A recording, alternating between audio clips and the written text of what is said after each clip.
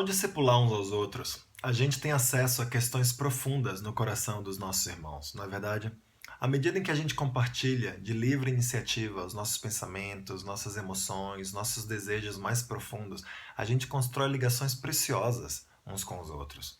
Muitas vezes, porém, a gente pode não saber o que fazer para ajudar determinado irmão, ou uma pessoa que vai estudar a Bíblia, e por isso a gente precisa pedir ajuda para saber como ajudar essa pessoa. Nesse momento, a gente precisa tomar alguns cuidados. Primeiro, na maior parte das vezes, a gente não precisa mencionar o nome da pessoa que está passando por essa ou aquela situação. Basta a gente pedir conselho sobre a situação da vida da pessoa, sem a gente dar detalhes demais, para que outras pessoas possam identificar de quem que a gente está falando. Caso não seja possível pedir ajuda para essa pessoa sem mencionar o nome dela, então a gente deve pedir permissão à pessoa antes de qualquer coisa, porque ela tem o direito de saber. Se a gente vai falar da sua vida para outra pessoa, ela tem o direito de saber isso antes de qualquer pessoa.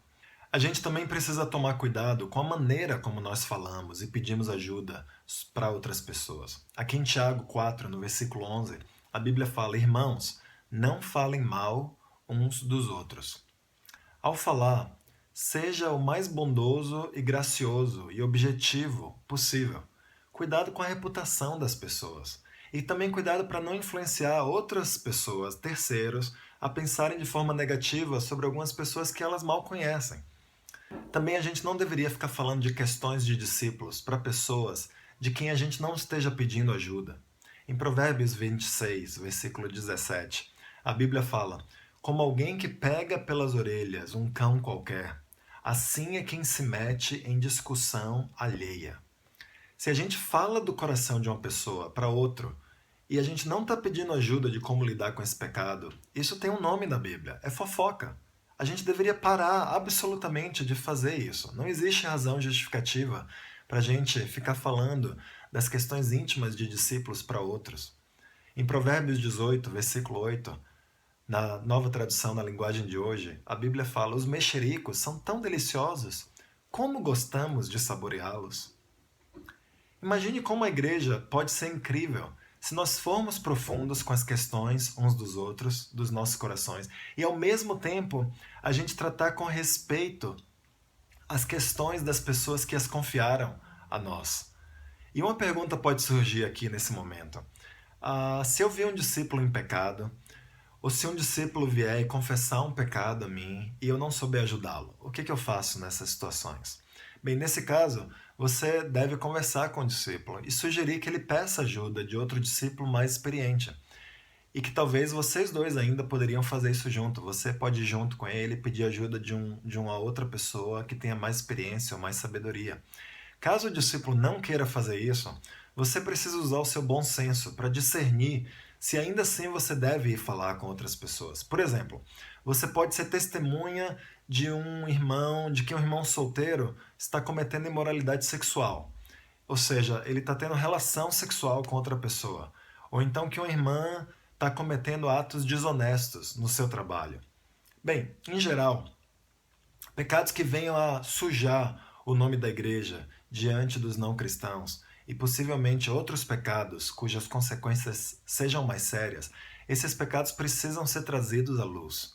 E caso o discípulo não queira abrir isso para outras pessoas, você pode falar para ele: olha, porque esse pecado é sério, eu preciso ir falar com outra pessoa. Se você não for falar, então eu preciso te comunicar que eu vou falar. Mesmo nessas situações, o discípulo deve ser a primeira pessoa a saber que você vai buscar ajuda de outras pessoas, mesmo que ele não queira. A gente vê exemplos dessas situações ocorrendo nas Escrituras.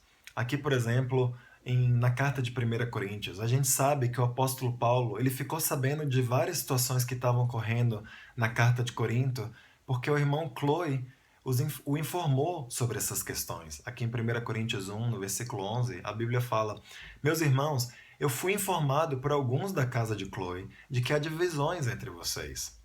Nesse caso, onde existe pecado e consequências sérias, por mais importante que seja respeitar a decisão da pessoa de não querer falar com alguém, existem outras questões em jogo que são mais sérias e a gente deve informar a pessoa de que nesses casos a gente vai buscar ajuda de outras pessoas, sim.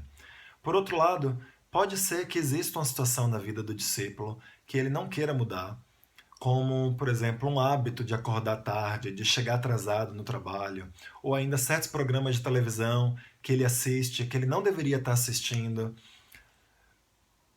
Essas coisas podem ser pecado também, mas nesses casos a gente deveria ensinar, a gente deveria advertir o irmão, mas em última instância a decisão de pedir ajuda ou não pedir ajuda a outras pessoas depende dele.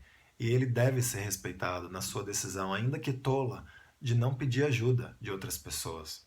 Bem, em todos os casos, eu quero encorajar você a pedir a ajuda do Espírito para dar sabedoria para você e para a pessoa, para que Deus os guie para a melhor situação possível.